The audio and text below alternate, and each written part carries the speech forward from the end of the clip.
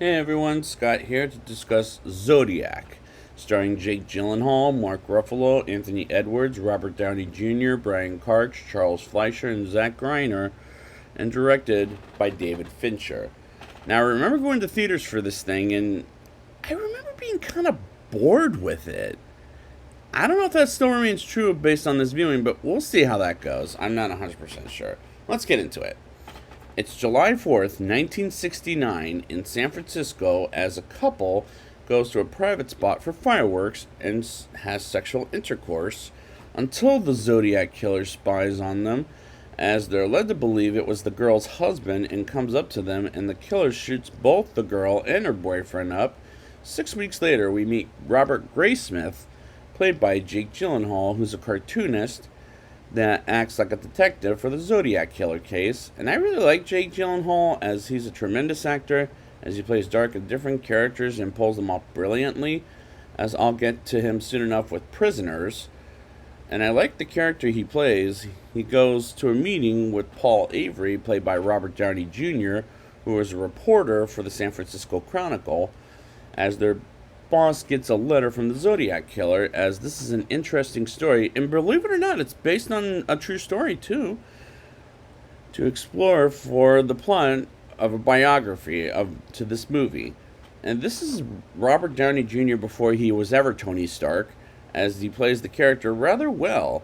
Robert draws pictures of what the Zodiac killer is up to, and where he'll go, and when we move quite a bit as forward as they get the FBI investigations from all over the world, as Robert figures out what the killer is saying, as he solves the puzzles and has a photographic memory, which is an interesting thing for the character Jake Gyllenhaal is playing, as he portrays it rather well. 1.5 months, well, a half a month, like 1.5 months later, another couple lie down on the lake, and the killer comes up to them with a gun and demands money and his car keys, and asks the girlfriend to tie the guy up, and he ties up the girlfriend as he's taken his car to go to Mexico, as he stabs them with a knife. Was pretty damn disturbing. And this is a long movie at 2 hours and 37 minutes, and this and the next film are going to drag from what I remember of Benjamin Button. From this and the next movie as well, which happens to be Benjamin Button. On October 11th, 1969, as a taxi cab drives a mystery man to his location, and the mystery man kills the taxi cab driver and takes off from the taxi cab, while Inspector David Toshib from the San Francisco Police Department, played by Mark Ruffalo, is called into work for the murder of the taxi cab driver. And this is the third Marvel actor before anyone can associate them with Marvel. First, Robert Downey Jr. before he was Tony Stark, aka Iron Man. Mark Ruffalo, who took the role of Bruce Banner, aka the Hulk. And Jake Gyllenhaal was before he was ever Quentin Beck, aka Mysterio, in Spider-Man: Far From Home, which is a great comparison to describe them as actors they were before they were ever in the superheroes slash supervillains. David comes in the San Francisco Chronicles to meet the reporters and see the letters of the Zodiac killer wrote, as Robert learns the kids will be in danger to go in the school bus, as that may be his next target, while David gets information from Philip Baker Hall about what's next for the Zodiac killer, as San Francisco Police Department gets swamped, while David is calling police department after the police department about who's the Zodiac killer, as the various amount of Zodiac killers as are around, as one bails out. And this movie is going all over the fucking place, as there were times I can't follow the movie, as it gets boring at times, as I was getting bored. See, there's a reason I never went back to this movie. The Zodiac killer calls a television program while on the Melvin Bell show as Marvin Bell.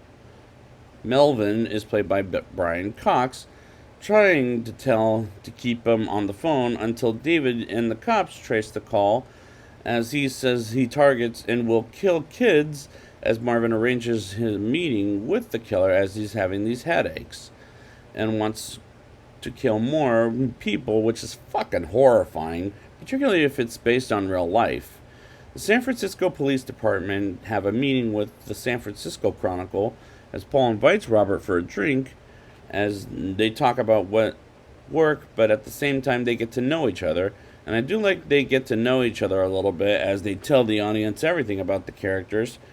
We move on to 1970 as a woman and with a baby is encountered by the Zodiac killer as he tells her the back tire is to the right is loose, and he makes it even more loose as she drives on the road and sees some kind of fire. He gives the woman with the baby a lift to the nearest car repair shop, and people, I must make a public announcement at this point.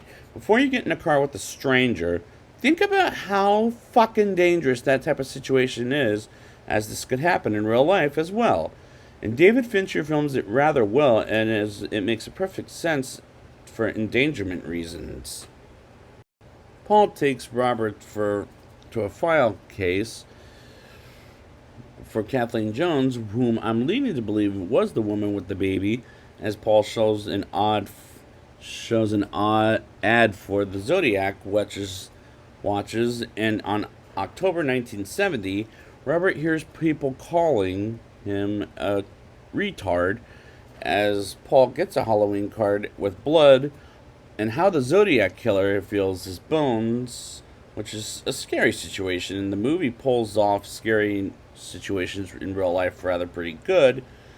Robert goes on a date with a woman named Melanie as they start dating while Paul goes to Riverside, which is south of San Francisco near Los Angeles. Excuse me. And he rudely makes a phone call while on the date with Melanie, which turns out rather badly as she gets the impression he was trying to go into bed with her. Excuse me. But he waits for a phone call as she thinks this is the most interesting date she's ever been on, which was kind of funny. Paul finds something on Riverside as it makes David rather upset with Paul as he doesn't ever want to talk to him again, like ever. Because he went to Riverside behind David's back as he takes the credit on the Paul, and Paul tries to give the evidence as a gift but doesn't want it. And this is getting to the point where this movie is slowing down for me. Not way down, but slows down for some reason. And there is a good reason why I never went back to this. In 1971, David with a few others in the PD talk about Arthur Lee Allen, who works in a factory, as they talk about the Zodiac killer and ask about the killings of the children. And the scene is shot pretty well, as this movie was well shot and well made in my opinion, but it moves pretty damn slowly. Paul gets aggressive and gets alcohol in his system at 10 o'clock in the morning as he gets fired from the San Francisco Chronicle, and he mouths off to his boss as he becomes a drunk and becomes fired in 1972. David gets a warrant to search Lee's trailer as the guy has squirrels as pets, which is so fucking sadistic. And why the fuck would you capture squirrels for pets? They're not that kind of animal. As it did bother me as Lee comes home and gets arrested as he's not the Zodiac killer, and that scene did work rather well, and the chief gives David some time off. We see both David and Robert at the cinema with their dates as David is getting uncomfortable in a sold-out movie while Robert introduces himself to David, and their introduction to each other is interesting as it was nicely shot. 4 years later, Robert sees the replacement of Paul Avery as he first comes in, as David finds out his partner, but in a transfer from the Zodiac killer to a different place, as he wants to see his kids grow up. And that is a nice piece of dialogue while Robert looks at some drawings he does for the San Francisco Chronicle, and learns something kind of mysterious while he lives with Melanie, and he visits Paul while a computer game. And while that scene is going, the game is very distracting, while Paul is talks about writing a book, the Zodiac Killer, and Paul gives him a fraud explanation about today and regrets going to his house as Paul is drunk out of his mind, as we'll never see Robert Downey Jr. in this role again, except for maybe one last scene at the bar where he's drinking for the rest of the movie. Which is a smart choice, as he's playing a drunk Tony Stark before he was ever Tony Stark. In 1977, Robert visits David as he buys him lunch, as he tries to get information about the Zodiac Killer, as he hasn't written a letter for 3 years, and he can't help get the information about it, and sends one police captain after another until he gets a story about it, as there's a lot of stories about the Zodiac Killer. And I get why David Fincher wants these scenes in the movie, but he needs to go to the editing room and cut some scenes out, as this is taking too long to get to the point, and I'm losing patience with this. And what the sad thing is? I've got 45 minutes until the movie is over, but I'm not checked out at all. Far from it. It just kept going and on until I've had enough already.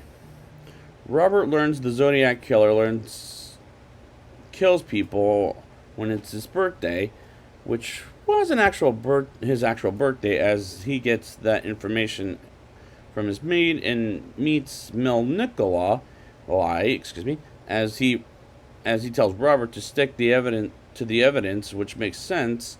Melanie learns about Robert writing a book about the Zodiac Killer, as he gets a phone call from the Zodiac to get the killer name is Rick Marshall, which is way too convenient, as we've got 40 minutes of the movie left. And don't get me wrong, this movie is well shot, well made, as the performances are very good, but again, the movie just goes on too long. Robert gets the killer's handwriting as he draws posters for the movie theaters, as we move on to 1978, as David gets a call about a letter from the Zodiac, as hopefully we get to the end of the case, as Robert calls David as he gets kicked off the FBI, and he tries to call him at his home, and he's pissed at Robert and doesn't want to touch base from him anymore, as he says never to call my house again. That's his quote. And we move on to 1979, and with Paul drinking, and Melanie took the kids to her mother's, as she asks when will all this will be over with, and have a brief argument as he meets with Vaughn at the movie theater, and he gets to his house as Vaughn insists for him to come to his house, as Robert gets freaked out after going in the basement. And the problem with that scene is there's no basements in California. Come on. As he's afraid he'll get killed in the basement, which makes me think it's gotta be him. Honestly, no doubt in my mind. He's the Zodiac Killer.